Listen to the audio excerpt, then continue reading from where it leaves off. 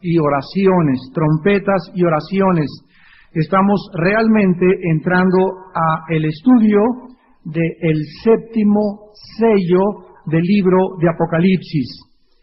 Hemos visto que en los primeros 6 sellos del Apocalipsis, descritos en el capítulo 6, manifiestan la apertura de una época climática de juicio que terminará con el día del Señor o el día de la ira. Son los términos teológicos usados en la Biblia. Durante este tiempo de derramamiento de juicio sobre este mundo, el Señor va a recuperar este planeta en un holocausto final de muerte y destrucción sin paralelo jamás en la historia humana. Los primeros 5 sellos que ya estudiamos, que fueron la paz falsa, las guerras, las pestes, la venganza de los santos, pidiendo, ¿verdad?, que Dios derrame ya su ira sobre el mundo y que termine todo, describieron los juicios preliminares que van a llegar a la culminación con el 6º sello que ya estudiamos también y con las copas de la ira de Dios. El 6º sello inició el día de la ira de Dios, como ya lo pudimos estudiar, y vimos que cuando el anticristo comience la persecución, va a haber miles de personas muertas por causa de su testimonio y por causa de la fidelidad a Cristo. La gran tribulación va a ser acortada, tal vez dure un año y medio, la Biblia no lo dice, simplemente va a ser acortada, y en ese momento, cuando el arrebatamiento surja y seamos sacados con la fuerza del Espíritu de Dios hacia el cielo para recibir a Cristo en el aire, en ese mismo momento comienza a ser derramada la ira sobre este planeta Tierra. Cuando el Cordero abra el 7º sello, que es el que vamos a estudiar en esta noche, los juicios van a comenzar a intensificarse dramáticamente. Este último sello que estamos estudiando en esta noche contiene también las 7 trompetas y las copas de ira. Ya vimos, para recordar, que antiguamente los pergaminos se enrollaban de esta manera, y entonces en el capítulo 5 que ya estudiamos, el Padre tenía un librito, ¿verdad?, un pergamino sellado con 7 sellos. Los sellos antiguamente se ponían con cera y se les ponía el anillo del rey para establecer su autenticidad. El Padre comienza a decir quién es digno de abrir estos 7 sellos, o sea, la persona en el universo que le quitara al Padre este pergamino con estos 7 sellos y que abriera los 7 sellos, sería la persona que tendría el derecho judicial, legal, de juzgar al mundo. Y Cristo lo dijo cuando Él vino en su primera venida: yo no he venido a condenar al mundo, pero el Padre me ha entregado el juicio, y la próxima vez que yo venga a este mundo, ya no vendré a morir en una cruz, vendré a juzgar a los vivos y a los muertos. Vimos que nadie en el universo pudo tomar el libro de la mano del Padre, más que el Cordero de Dios, en la raíz del linaje de David, aquel que está sentado junto al Padre en el trono. Entonces el Padre le entrega al Hijo el rollo con los 7 sellos, y comienza Cristo a quitar el primer sello, la paz falsa, la muerte, las guerras, y comienza a abrir todo, y en este 7º sello queda abierto totalmente el pergamino o el librito. Entonces, en el 7º sello están contenidas las 7 trompetas y las 7 copas de la ira que culminarán la ira de Dios. Ahora bien, esta 7ª trompeta no contiene ningún juicio. Dice el versículo 8, versículo 1, cuando abrió el 7º sello, se hizo silencio en el cielo como por media hora. Vamos a ver más adelante que aquí no hay ningún juicio más que un silencio sepulcral. En este momento vamos a continuación a ver la razón. Vean ustedes en Apocalipsis 10, versículo 7, esta 7ª trompeta de la misma forma anunciada, sino que en los días de la voz del 7º ángel, cuando él comience a tocar la trompeta, o sea, el 7º ángel cuando comience a tocar la trompeta, o sea, la última trompeta que se vaya a tocar, el misterio de Dios terminará o se consumará, como Él lo anunció a sus siervos los profetas. O sea que cuando culmine la ira de Dios, veamos a continuación Apocalipsis 11, versículo 15, el séptimo ángel tocó la trompeta, o sea, la que acabamos de leer, que va a culminar el misterio de Dios, y hubo grandes voces en el cielo que decían: los reinos del mundo han venido a ser de nuestro Señor y de su Cristo, y Él reinará por los siglos de los siglos. En la séptima trompeta, los reinos del mundo comienzan a ser o a estar bajo el control de Jesucristo. ¿Cuántos misterios existen en la vida diaria y en el universo? Para comenzar, el mundo, fuera de los que no conocen la Biblia, tienen 3 misterios que no han podido resolver. El primer misterio es el origen del universo, o el origen del ser humano. Nadie, ningún filósofo, ningún literato, ningún científico jamás podrá contestar la pregunta: ¿de dónde venimos? ¿Cuál es el origen de todas las cosas? Porque para que pueda ser científico tiene que ser repetitivo. Tendrían que haber ido o haber testificado en el principio cómo fueron las cosas para poder decir: de esta manera el hombre surgió o el universo se inició en la vida cósmica. Pero como nadie puede regresar al pasado, ni se puede probar científicamente, solamente se especula, se filosofa, que el Big Bang, que una explosión del universo, que venimos de una célula protoplasmática, que venimos del chango, que todos tenemos el mismo origen en un protozoario, y todo es de carácter filosófico. El segundo misterio que el ser humano no podrá nunca resolver es: ¿quiénes somos? ¿Quién es el ser humano? ¿Cuáles son los elementos que forman al ser humano? La Biblia es el único libro que nos da respuesta a estas 2 interrogantes. Y el tercer misterio es: ¿hacia dónde se dirige o cuál va a ser el clímax del destino final del planeta Tierra? Unos dicen, pues, van a venir los ovnis, o va a progresar, viene la época de Acuario, el mundo va a entregar sus armas, las cosas van a mejorar. Nadie sabe el final más que la Biblia. Ni siquiera el final de tu vida, ni siquiera el final de mi propia vida. Entonces, veamos cómo el mundo se encuentra en tinieblas, cómo no saben realmente, porque la única luz es Jesús. Él dijo: yo soy la luz del mundo. Y cualquier persona que no tenga Jesús en su vida, y que no viva para Jesús, y que no tenga comunión para Jesús, está en totales tinieblas. De ahí la confusión en la que el mundo vive. Vemos pues entonces claramente en el capítulo 15, versículo 1 de Apocalipsis, que se hace claro que la séptima trompeta termina los juicios de la ira de Dios. Vi en el cielo otra señal grande y admirable: 7 ángeles que tenían las 7 plagas postreras, porque en ellas se consumaba la ira de Dios. Estas 7 plagas postreras se les conoce como las 7 copas del juicio, que se encuentran delineadas en Apocalipsis capítulo 16. Entonces, el séptimo sello contiene las 7 trompetas, y la última trompeta contiene las 7 copas de la ira. Todos estos juicios serán progresivos. Por ejemplo, en Apocalipsis 9, versículo 10, vemos que la quinta trompeta va a durar 5 meses. Dice Apocalipsis 9, versículo 10, y tenían colas como aguijones de escorpiones, y también aguijones, y en sus colas tenían poder para dañar a los hombres durante 5 meses. Entonces, los juicios progresivos del séptimo sello van a ocurrir en un tiempo indefinido de tiempo. Los efectos de una sola de las trompetas, como acabamos de leer, durarán casi 5 meses. Muy bien, vamos pues a comenzar a estudiar en Apocalipsis 8 el séptimo sello. Cuando abrió el séptimo sello, se hizo silencio en el cielo como por media hora.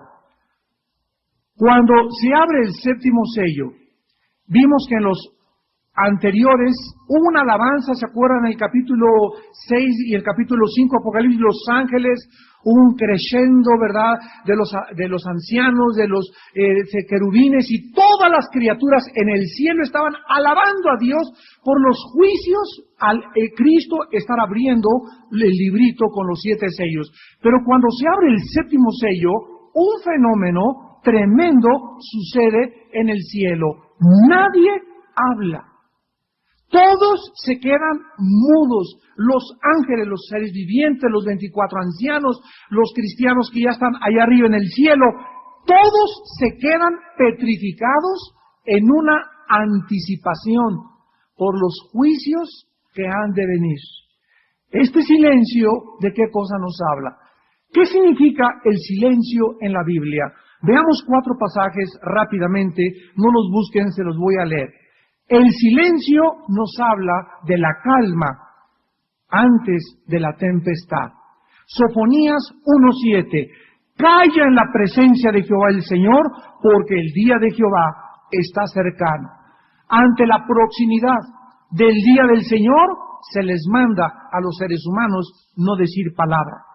Salmo 76, del 8 al 9. Desde los cielos oíste y oír tu juicio. La tierra tuvo temor y quedó quieta cuando te levantaste, oh Dios, para juzgar.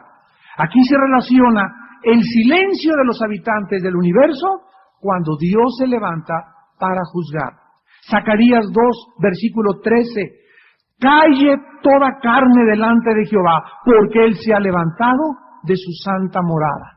Se les ordena a todos los seres que no pronuncien palabra, porque en ese momento Dios se va a levantar. Habacuc 2:20, mas Jehová está en su santo templo, calle delante de Él toda la tierra. Veamos que el acto de Dios de levantar, siempre a Dios se le pinta en la Biblia sentado. En Apocalipsis 4 lo vimos que Juan vio a alguien sentado en el trono. Y ya vimos que tenía un arco iris, las piedras preciosas de los colores que eran indescriptibles ante nuestro lenguaje común y corriente. Pero cuando se retrata la Biblia que Dios se levanta de su trono, implica que Él comienza a prepararse para juzgar. ¿Por qué este silencio sepulcral? Porque en el momento en que Dios haga esto y se pare de su trono, se acabó la misericordia. Se acabó la gracia. Se acabó el perdón. Ya en ese momento nadie, absolutamente nadie, podrá tener la facilidad, la gracia, la capacidad, la habilidad de poder decirle, Señor, perdóname. El momento en que Dios se pare es para juzgar. El tiempo de la salvación llegó a su final.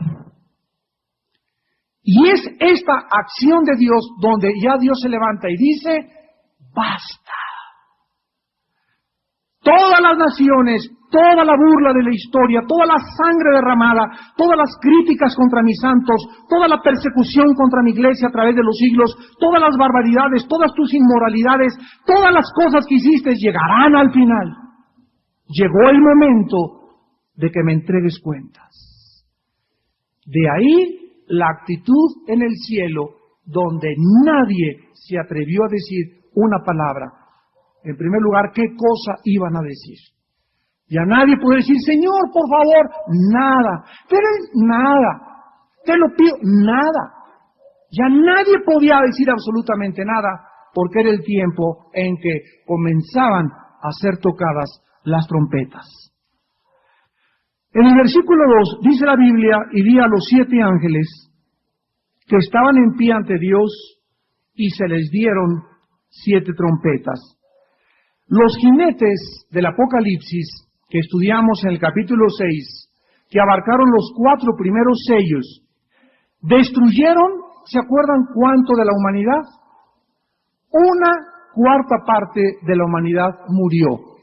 Calculamos cuando estudiamos ese pasaje que si somos 6,000 millones de personas y fracción en el mundo actualmente, de acuerdo al almanaque 2004, 6.200.000 personas más en el mundo.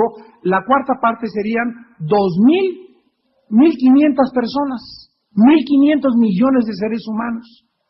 O sea que en la primera parte de la tribulación mueren 1.500 millones de seres humanos. La cuarta parte. Y las copas, las trompetas, en las trompetas encontramos que muere una tercera parte. Se quema la tercera parte, lo vamos a ver la semana que entra, la hierba, la tercera parte del mar se echa a perder, la tercera parte del aire, la tercera parte de las estrellas, del sol, etcétera, etcétera. Y finalmente las copas introducen la destrucción total del planeta Tierra. Dios ha sido muy paciente con todos nosotros. Dios les ha hablado continuamente a los seres humanos a través de los profetas, a través de la historia, a través de la Biblia, a través de sus mensajeros, el mensaje glorioso del Evangelio de la gracia de Cristo en una cruz. Sin embargo, el ser humano, a través de toda la historia, y va a aumentar en estos tiempos, va a continuar mostrando rebelión e indiferencia. Están rechazando la oferta, el regalo que desde el cielo Dios le brinda a la humanidad gratuitamente, que te promete el perdón, te promete la vida eterna, si tú crees simple y sencillamente en lo que Él hizo por ti y por mí en una cruz. La intervención judicial de Dios con estos juicios que estamos estudiando pondrá fin a la rebelión, al desafío a la soberbia humana. Y culminará en la manifestación del glorioso reinado del Mesías Rey, el Hijo de Dios, el Señor Jesucristo. Veamos en el libro de los Números, en el Antiguo Testamento, capítulo 10, ¿qué significaban las trompetas en la nación de Israel? Para poder entender por qué a 7 ángeles se les dan 7 trompetas. Las trompetas en el Antiguo Testamento tenían 5 significados. Significaban 5 cosas. Dice Números 10:2. Hazte 2 trompetas de plata. De obra de martillo las harás, las cuales te servirán para convocar. Servían para tutú, cuando tocaba la trompeta, en ese momento acuérdense que estaba el tabernáculo y todas las tiendas de campaña de las 12 tribus alrededor del tabernáculo. Entonces no había fax, no había módem, no había internet, no había teléfono, y cuando oían determinado toque de trompeta significaba que se salían de sus cabañas, se salían de sus campamentos y se reunía el pueblo alrededor del tabernáculo. Entonces, en primer lugar, las trompetas servían para convocar o reunir al pueblo o movilizar al pueblo. Dice el versículo 2, y para hacer mover los campamentos. En segundo lugar, en Números 10:9, y cuando saliereis a la guerra en vuestra tierra contra el enemigo que os molestare, tocaréis alarma con las trompetas. Y seréis recordados por Jehová vuestro Dios, y seréis salvos de vuestros enemigos. En segundo lugar, el sonido de las trompetas anunciaban guerra. Anunciaban la guerra. Cuando salgan a la guerra, toquen alarma con las trompetas. En tercer lugar, versículo 10. Y en el día de vuestra alegría y en vuestras solemnidades y en los principios de vuestros meses tocaréis las trompetas sobre vuestros holocaustos, sobre los sacrificios de paz, y os serán por memoria delante de vuestro Dios, yo Jehová vuestro Dios. En tercer lugar, anunciaban las fiestas solemnes o santas de Dios. Anunciaban la Pascua, anunciaban los tabernáculos, anunciaban la fiesta de las primicias, anunciaban cuando un lugar se iba a llevar a cabo determinada fiesta. En cuarto lugar, Primera de Reyes 1, Primera de Reyes capítulo 1, versículo 34 y 39, las trompetas anunciaban cuando un rey subía a su trono, el acceso al trono de un rey. Primera de Reyes 1:34. Y allí lo ungirán el sacerdote Sadoc y el profeta Natán como rey sobre Israel. Y tocaréis trompeta diciendo, ¡viva el rey Salomón! Versículo 39. Y tomando el sacerdote Sadoc el cuerno del aceite del tabernáculo, ungió a Salomón. Y tocaron trompeta y dijo el pueblo, ¡viva el rey Salomón! Noten ustedes la diferencia entre el shofar y entre la trompeta. El shofar eran cuernos originales, naturales, de carneros. Las trompetas eran fabricadas de plata. Ya lo vimos en Números 10. Los cuernos no eran fabricados, eran naturales. Las trompetas eran de plata. La plata en la Biblia significa la redención. La plata, repito, significa la redención. El oro significa la deidad. La madera en la Biblia significa la humanidad. Cuando construyeron el tabernáculo, el arca, el altar, todo el tabernáculo era de madera, forrado de oro. ¿Por qué? Porque implicaba que en todas las cosas que hablaba de Cristo, porque todo el tabernáculo hablaba de Cristo, desde las lámparas, el aceite de las lámparas, vamos a ver ahora el incienso, los carbones, todo absolutamente tenía que tener estos materiales, porque arriba de la humanidad de Cristo, ¿quién estaba? La divinidad. Y todos nosotros los cristianos tenemos, ¿verdad?, igual nuestra humanidad y tenemos la naturaleza de la cual Dios nos ha hecho partícipes, la naturaleza de Dios. Primera de Pedro capítulo 1. Pero el hecho de que nosotros tengamos la naturaleza de Dios no nos hace, como se está predicando en muchos lugares, que somos dioses chiquitos. El otro día vi un predicador que dijo, bueno, si las jirafas engendran jirafas, son jirafitas. Si los leones engendran leones, son leoncitos. Y les dijo, si Dios engendra hijos, ¿qué son? Y dijo, ahí se los dejo de tarea. Él estaba implicando que te fueras a tu casa y dijeras, diositos. Pero fíjense ustedes la barbaridad.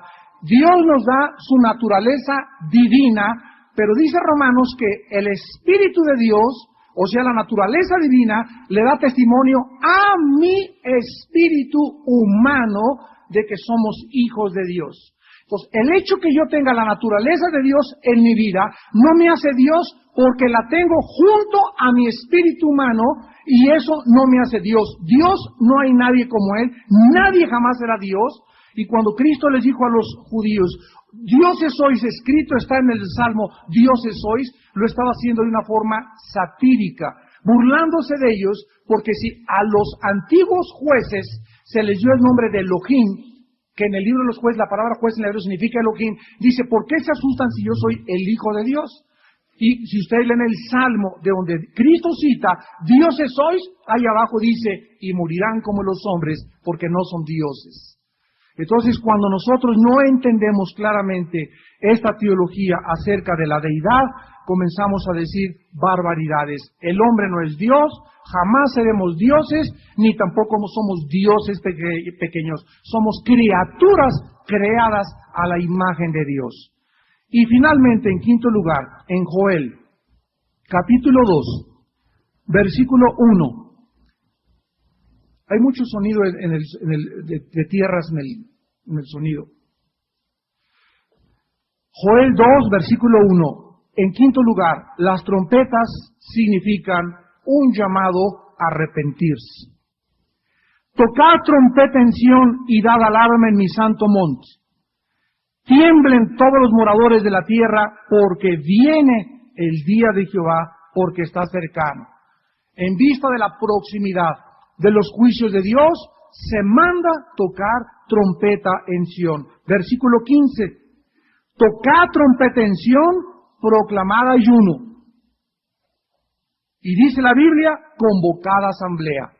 El ayuno era una de las características, una manifestación del pueblo de Dios que estaba arrepentido. Entonces, estas 5 características de las trompetas nos hablan que antes de que venga Cristo por nosotros, vayamos al Nuevo Testamento, a la primera carta a los Corintios, capítulo 15, versículo 52.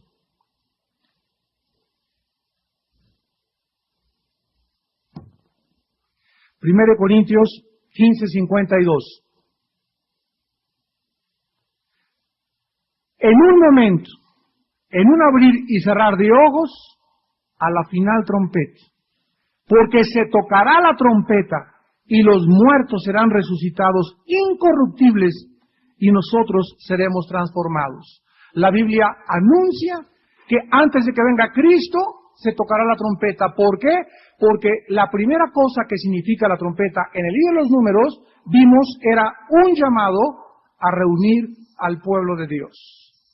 Ya no es un llamado a la guerra, sino va a ser un llamado para que nosotros seamos arrebatados. Vayamos ahora a Primera de Tesalonicenses 4, versículos 16 y 17, donde se vuelve a repetir la misma verdad, que una trompeta anunciará el rapto de la iglesia.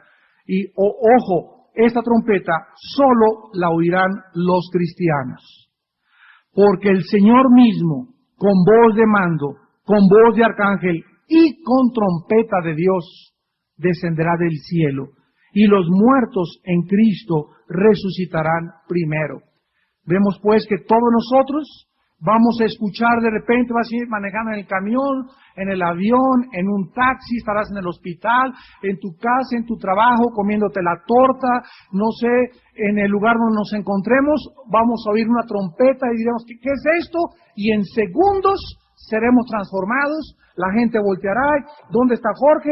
El taxi se chocó porque ya no traía chofer, aviones se estrellarán sin los pilotos, habrá accidentes de ferrocarriles, problemas de tráfico, los noticieros de la televisión se congestionarán, millones de seres humanos se desaparecieron y ahí hará su aparición el anticristo, ¿verdad? Manifestando y dando explicaciones seculares y explicaciones mundanas de lo que sucedió con un grupo de personas llamados los cristianos. Regresamos a Apocalipsis y veamos ahora qué cosa es tan maravilloso el poder de la oración. La Biblia, en este versículo del 3 al 5 de Apocalipsis 8, nos muestra de una forma simbólica el poder, las consecuencias y la forma que las oraciones de todos nosotros llegan al cielo y lo que las oraciones de nosotros provocan en el cielo. Si los santos en esta noche, si los cristianos que nos están viendo por la televisión pudieran tener en este momento, a través de la iluminación del Espíritu Santo, el conocimiento y la convicción de lo que significa orar, viviríamos de rodillas.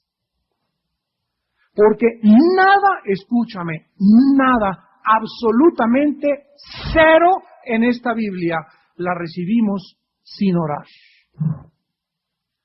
No tienen porque no piden. Y si nosotros entendiéramos, como dice Santiago, la oración del justo puede mucho, al grado que ahí se cita a Elías, que hizo que en 3 años y medio no lloviera, descubriríamos el poder tan tremendo. El poder de la oración es un poder mucho más grande que el de la fisión nuclear o de que cualquier bomba atómica. Dice la Biblia en Apocalipsis 8:3, otro ángel vino entonces, se paró ante el altar. Noten ustedes, en el cielo hay un altar con un incensario de oro y se le dio mucho incienso para añadirlo a las oraciones de todos los santos sobre el altar de oro que estaba delante del trono. A ver, vamos a ver esto. Aquí está el altar de Dios, esto es el altar de Dios, aquí el púlpito, y este altar, lo vamos a ver ahorita en Éxodo 30, vayan buscando Éxodo 30, este altar, ahí se manda en Éxodo 30 cómo se ve construir. Aquí está el trono de Dios, y este altar se llama el altar de oro o el altar de incienso. Este altar estaba en el cuartito que se conoce como el lugar santísimo. Después de este cuartito del tabernáculo había otro cuarto que se llama el lugar santo. Ahí estaba el candelero, la mesa, los panes de la proposición y otros objetos. Y entonces, entre el cuarto del lugar santo y el cuarto del lugar santísimo había un velo. Y entrando tú al velo, si entramos por acá al lugar santísimo así, el velo aquí está, abrías el velo y lo primero que te encontrabas así enfrente era el altar de oro, el altar de incienso.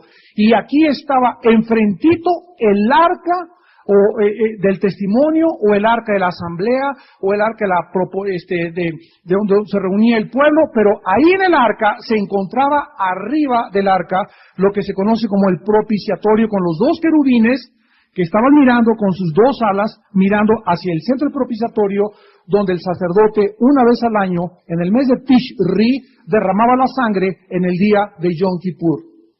Ahora, esto es importantísimo porque enfrente de Dios, el tabernáculo representa, el propiciatorio representa el lugar de la cruz, el altar de la cruz. El arca representa la presencia o el trono de Dios. Y cuando Juan en el cielo ve un ángel, dice la Biblia, con un incensario, se acerca al altar de Dios, donde están, vamos a ver, las oraciones de los santos.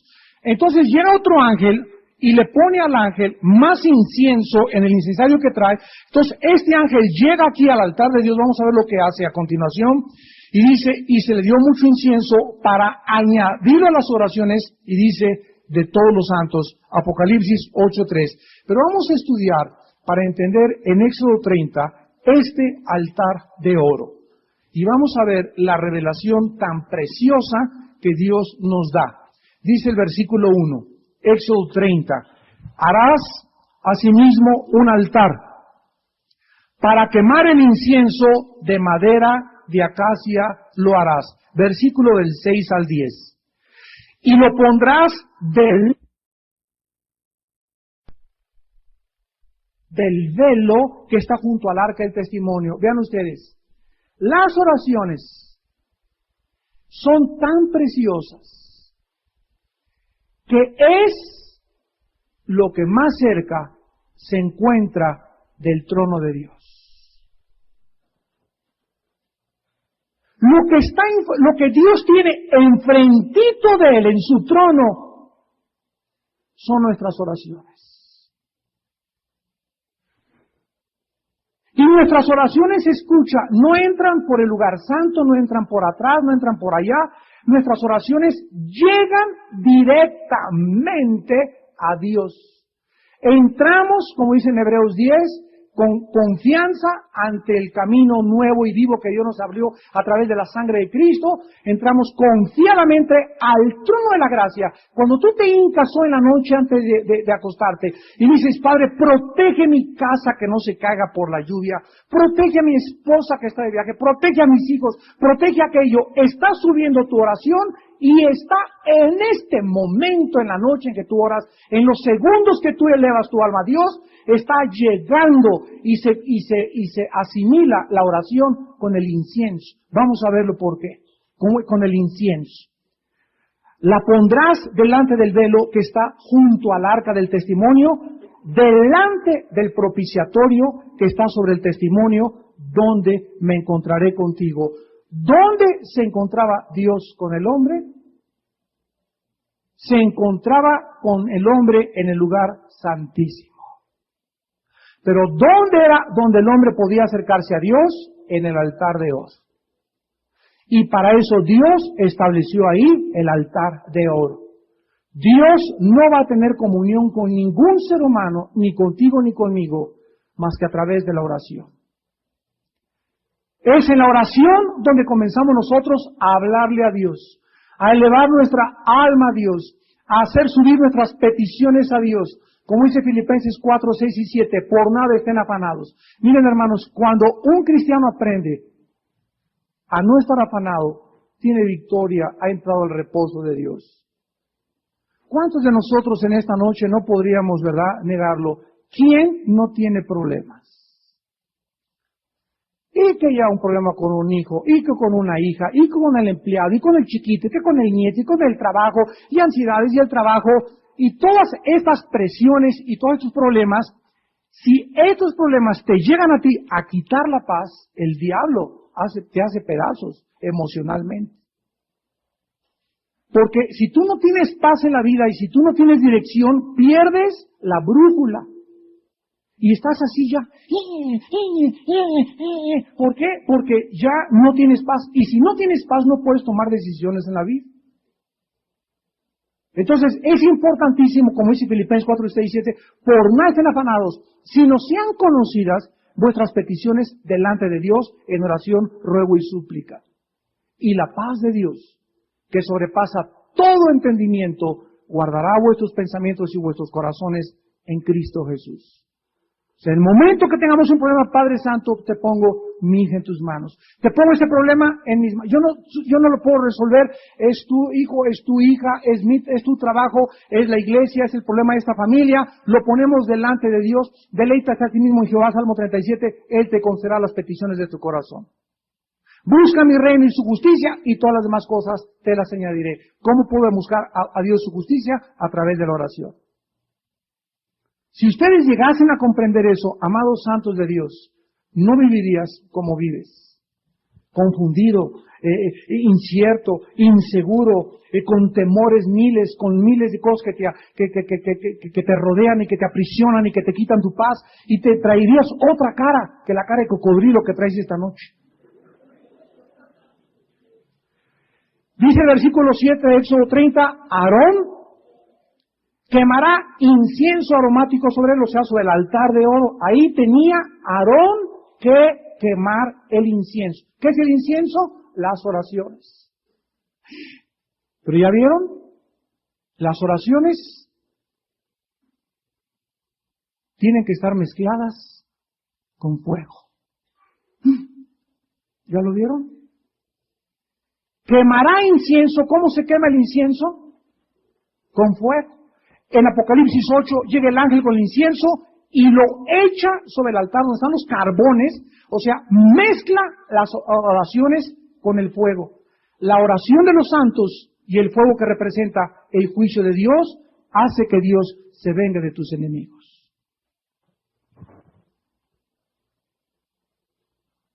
La oración sin el fuego de Dios no tiene ningún efecto.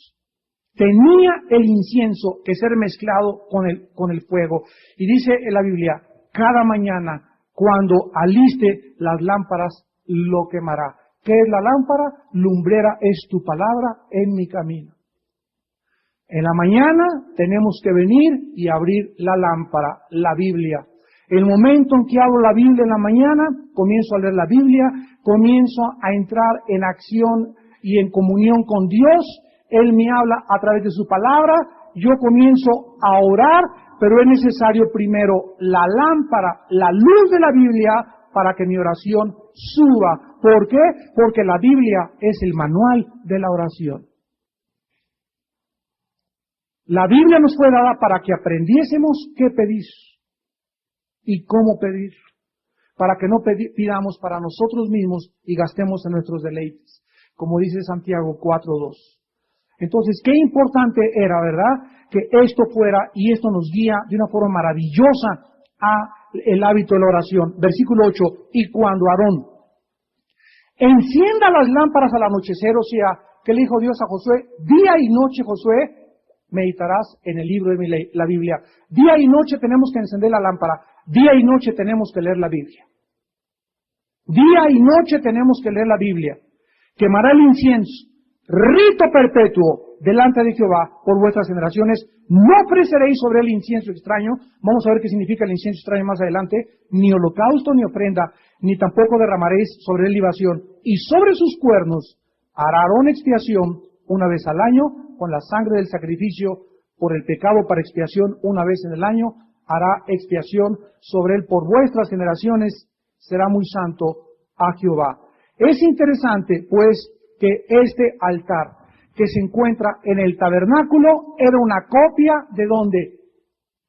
Del altar del cielo. Cuando Dios le dijo a Moisés, haz el tabernáculo, Dios le dio un modelo a Moisés y Moisés siguió las instrucciones de cómo hacer el tabernáculo, de cuántos metros, de cuántos centímetros, el arca, Todo el tabernáculo venía del cielo, porque las cosas que se encuentran en la tierra son sombra, son símbolos, son tipos de los antitipos que se encuentran en el cielo. Porque antes de que Dios hiciera las cosas que se ven, dice Hebreos 11:3, las cosas que se ven fueron hechas de lo que no se veía, por lo que no se ve es más real que lo que se ve. La eternidad, lo invisible y lo espiritual es más real que las cosas que se ven. Regresamos a Apocalipsis 8, pero antes, rápidamente, quiero mostrarles que hubo dos profetas que subieron al cielo. Uno de ellos fue Isaías, y en el capítulo 6 de Isaías, versículo 6, Isaías ve el mismo altar de incienso que vio Juan en Apocalipsis. Dice Isaías 6:6, voló hacia mí uno de los serafines, tenía en su mano un carbón encendido tomado del altar con unas tenazas. Cuando Isaías llegó al cielo, ¿dónde estaba? En el lugar santísimo. Entró al altar del lugar santísimo, y cuando estaba en el lugar santísimo, desde luego que entró en el Espíritu, ¿verdad? Dijo Isaías, ¡ay de mí que soy hombre pecador, que siendo hombre inmundo han visto mis ojos! Desde luego que no vio la esencia de Dios, haber visto el resplandor como lo vio Juan, ¿verdad? Solamente los colores y el diafragma de toda la distribución de los colores y todas las cosas maravillosas.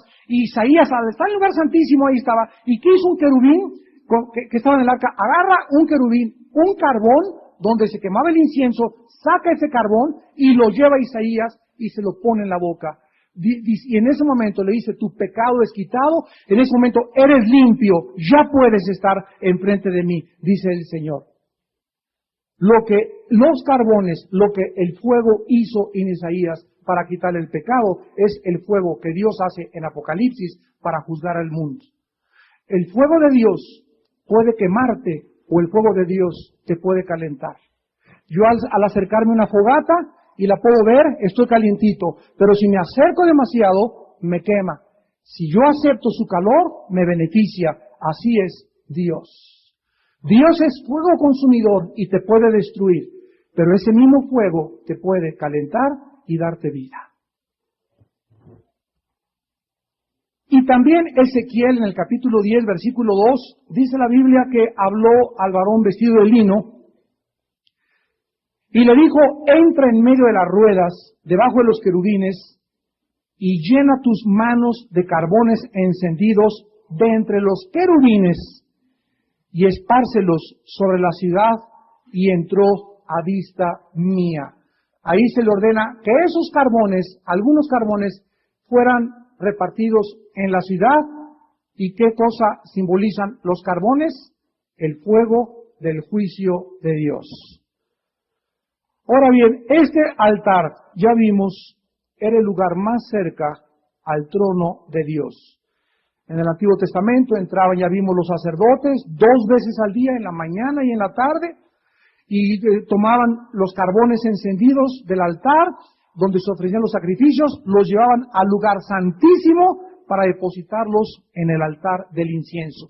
Afuera del tabernáculo había otro altar, pero este altar era el altar de bronce, ahí mataban a las víctimas. El altar en el lugar santísimo era de oración, el que estaba en la entrada, en el atrio, era el altar de los sacrificios, donde en los cuernos amarraban los sacrificios. Ahora, después de que se encendía el incienso, ¿verdad? El incienso se levantaba hasta el cielo en señal de que nuestras oraciones siempre llegan a Dios. Miren qué versículo tan hermoso en Segunda de Crónicas 30. Versículo 27. Después los sacerdotes y levitas, puestos en pie, bendijeron al pueblo. Vamos a figurarnos, aquí están los sacerdotes, los bendecimos en el nombre de Jesús. Yevarej Adonai Beyisbereja. La paz sea con ustedes y la bendición de Dios también. Y la voz de ellos fue oída, y su oración llegó a la habitación de su santuario en el cielo. Cuando tú bendices en la noche a tus niños ahí en la cuna o a los chiquitos que ya están dormidos, Panchito te bendigo, Martita te bendigo, Lupita te bendigo, tu esposa se duerme, Padre, en el nombre de Jesús bendigo a mi esposa que está junto a mí. Cada vez que nosotros bendecimos a alguien, ¿qué sucede?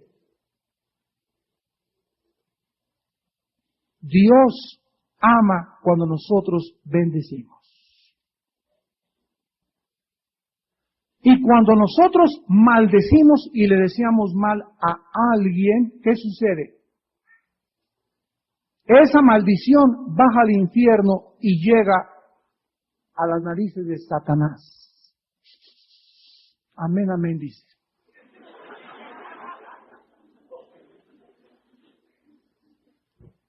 Y el mal que tú deseas se te regresa a ti.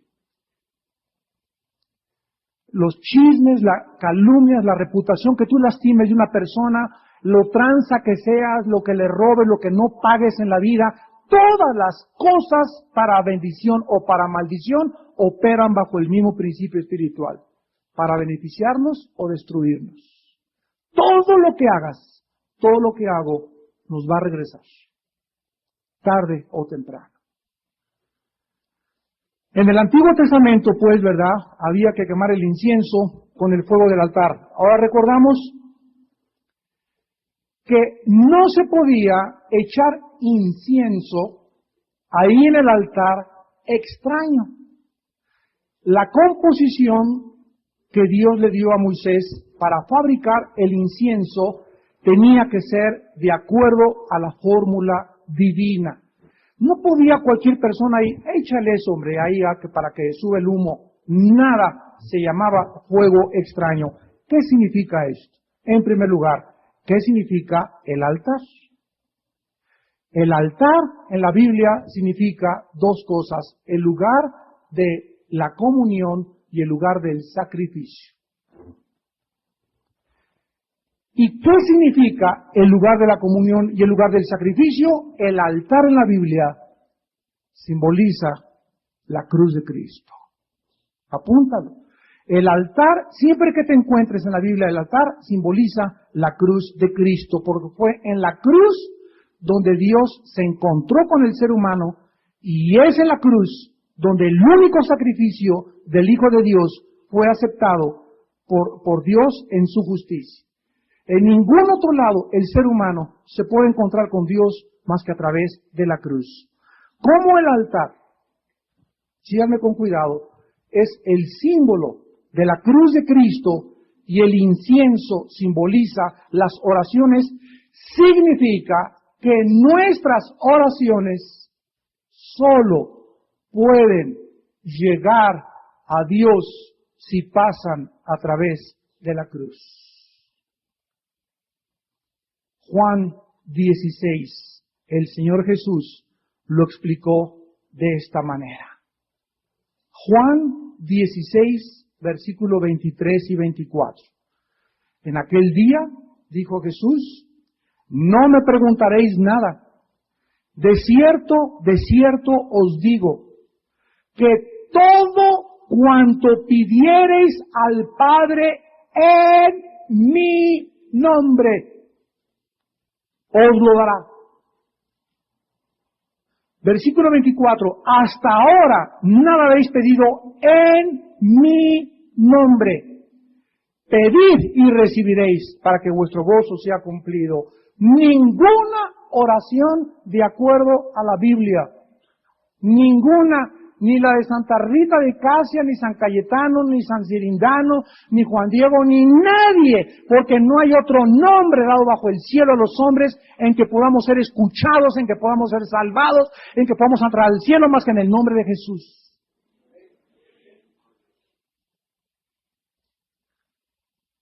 Si no es en el nombre de Jesús, cuando tú terminas de orar, no sube al cielo. Es fuego extraño. Por eso la diferencia entre una oración de una persona que no es cristiana y una oración de uno que es cristiano es muy simple de discernir. Escucha cómo lo ora la persona. Si una persona ora, Padre, das por sus alimentos, amén, como en el cine, las oraciones que hacen por todos lados y los religiosos, te das cuenta que no son cristianos. El cristiano siempre dice, en el nombre de Jesús. Esa es la diferencia. Porque sabemos y estamos conscientes que si no fuera por ese nombre, si no es por lo que Él hizo en la cruz del Calvario, el Padre no me escucha. El Padre me escucha no porque yo le pida, y porque le llore, y porque ayune, y porque me vaya a la villa 8 kilómetros arrastrándome, o porque me pongo un costal de nopales atrás en la espalda. A Dios no lo mueve nada. Él no quiere sacrificios. Él no es un Dios emocional o sentimental que lo muevan los chillidos de doña Cholita y chille, y porque está viuda, y porque es pobre, porque tiene lepra, o porque él está paralítico. A Dios no lo mueve nada de eso. A Dios lo mueve la cruz.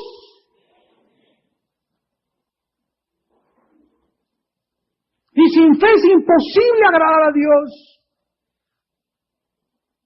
Es imposible. Hebreos 11:6.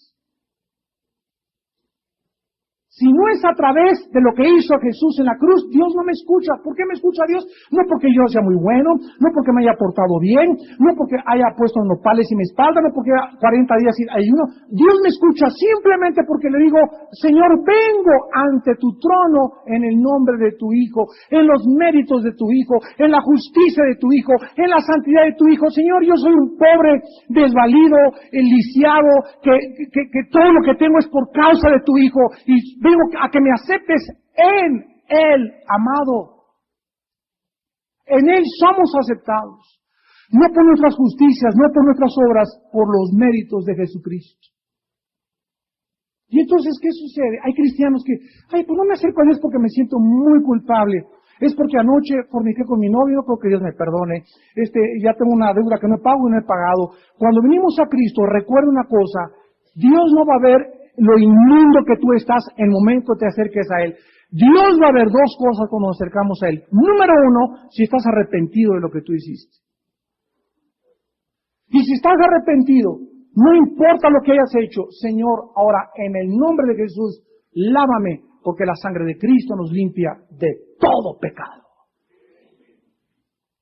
Ya no tienes por qué seguir hoy o mañana con esa conciencia culpable que te atormenta y que te impide vivir para Dios.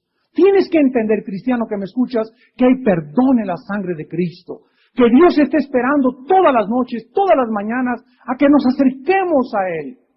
Y Él tiene misericordia de nuestras vidas. Pero por la ignorancia de la palabra de Dios, muchas personas le ofrecen fuego extraño a Dios. Sin la cruz no puede haber oración. Veamos un ejemplo para terminar en Lucas 1. Una ilustración del padre de Juan el Bautista, el sacerdote Zacarías. Y veamos cómo este hombre nos ilustra todo lo que estamos hablando. Dice Lucas 1, versículos 8 al 10. Aconteció que ejerciendo Zacarías el sacerdocio, otra vez recuerden, Zacarías era el papá de Juan el Bautista, era sacerdote. Ejerciendo el sacerdocio delante de Dios, según el orden de su clase, o sea, Zacarías era un legítimo sacerdote del orden de la tribu de Leví y descendía de la casa de Aarón.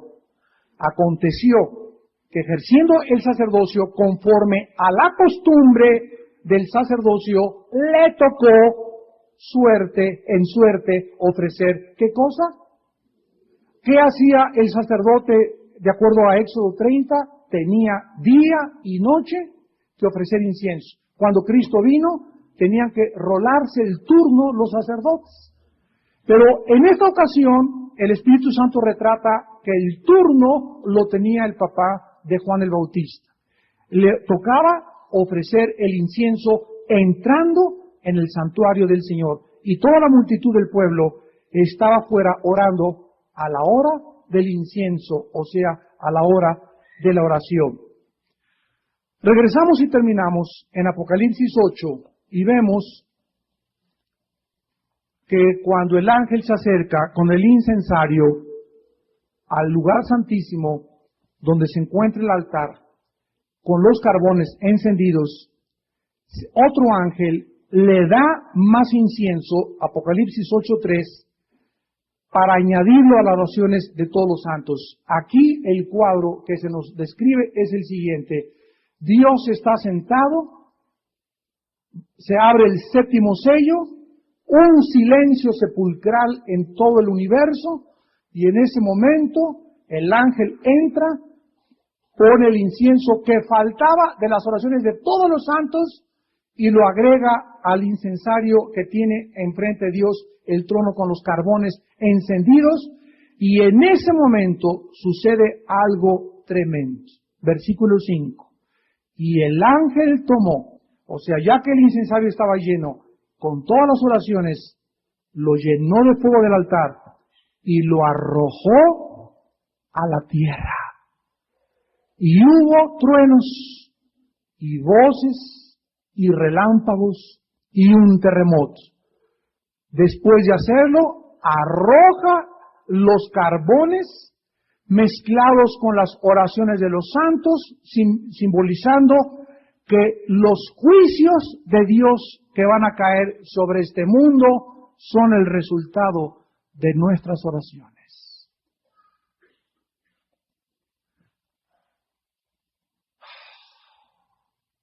¿Cuántas veces todos nosotros hemos dicho, Dios mío, ¿por qué no agarran a todos los asesinos, a todos los secuestradores?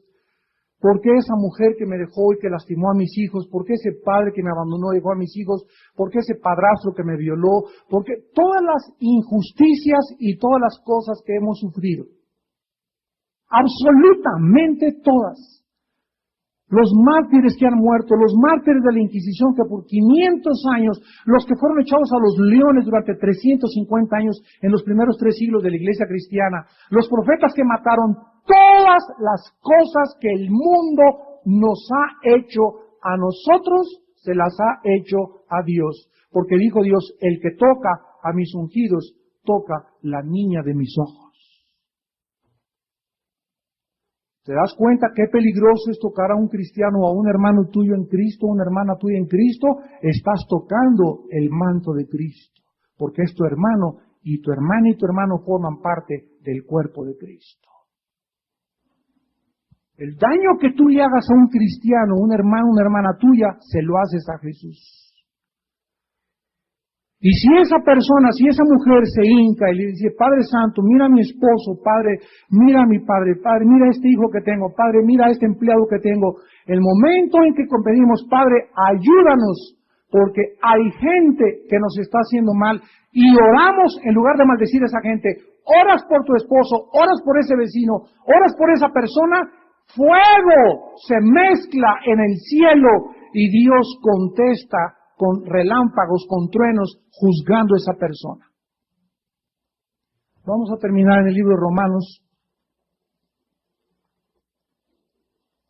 Y ahora entendemos lo que significa el capítulo 12, versículo 19. Romanos 12, 19 en adelante. Ahora lo vamos a entender para terminar. No nos manda Dios, no debemos vengarnos, amados míos, sino dejad lugar a la ira de Dios, porque escrito está, mía es la venganza, yo pagaré, dice el Señor. Así que, si tu enemigo tuviere hambre, dale de comer. Si tuviere sed, dale de beber, pues haciendo esto, ¿qué cosa sucede? Ascuas de fuego amontonas sobre su cabeza.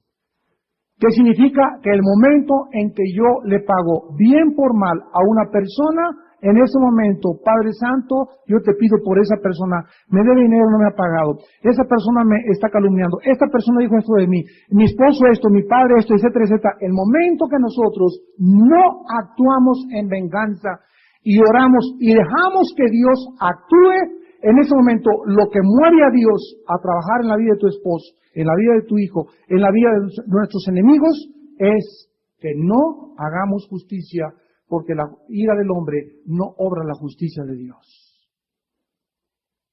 Ascuas, o comienzas a amontonar sobre tu esposito, no te imaginas leer como en feria. Pero tú síguele haciendo sus huevitos con chorizo, tú síguele poniendo sus pantuflas, tú síguele haciendo de comer, ¿verdad? Y síguele haciendo las cosas que Dios te manda, y cuando Dios ve que tú actúas de esa manera, porque lo haces por fe, porque es la fe la que nos mueve a no defendernos en estas circunstancias, Dios obra. Ascuas comenzamos a montaner. Dice el versículo 21, no sean vencidos lo malo, sino venzan el bien con el mal. Vengarnos es agravar la situación. Dejarle a Dios el juicio es ser victoriosos. El propósito de nuestras oraciones, recordémoslo, no es para hacer la voluntad del hombre en el cielo, sino para hacer la voluntad de Dios en la tierra. Hágase tu voluntad en el cielo como en la tierra, aunque cuando muchas veces esto involucre los juicios de Dios. Oremos. Padre nuestro que estás en el cielo, santificado sea tu nombre. Hágase, Señor, tu voluntad, oh Dios, y no la nuestra, en el cielo y en la tierra. El pan de cada día, dánoslo hoy, Señor, y perdona, Señor, nuestras deudas, así como nosotros perdonamos, Señor, a todos los que nos hacen mal. No permita, Señor, que caigamos en tentación, porque tu palabra lo dice. Sabe Dios librar de tentación a los justos y a los piadosos. Líbranos del mal, Padre. Líbranos de la conspiración y de los enemigos que se juntan en contra de tu pueblo, porque ninguna arma forjada contra nosotros prosperará. Dios condenará toda lengua que se levante contra tu pueblo en juicio, porque esta es la herencia que Dios nos ha regalado. El que conspire contra ti, dice el Señor, conspira contra mí. No teman, manada pequeña. Mi mano fuerte te sostiene y yo soy el Todopoderoso. Yo soy tu escudo y tu galardón es grande en sobremanera. No tengas miedo. Yo estoy contigo, no te dejaré, nunca te desampararé. Por cuanto en mí has puesto tu confianza, yo también te libraré. Te mostraré mi salvación. Te sacaré del pozo de tu desesperación y te libraré de todos tus temores. Por cuanto eres un hombre de oración, porque eres una mujer que vives de rodillas, yo también te mostraré mi grandeza y tú serás instrumento de mi gracia, porque tu palabra dice, límpiense los que llevan los instrumentos de Jehová. Padre, te damos gracias porque tú amas la santidad y la verdad en lo íntimo. Y los que suben a tu monte y los que entran a tu lugar santísimo son los que entran mediante el camino que Cristo pavimentó con su sangre. Y ya podemos entrar a través del velo que era el cuerpo de Cristo, sin ningún intercesor, sin ninguna persona a quien pedirle más que el nombre de Jesús. Gracias por este privilegio, de que en este momento está subiendo ante tu trono, y lo podemos ver con nuestros ojos espirituales, cómo estas oraciones que estamos en este momento haciendo, Señor, son como un incienso, un olor agradable a tus ojos, a tu vida, porque tú amas las oraciones de tus santos.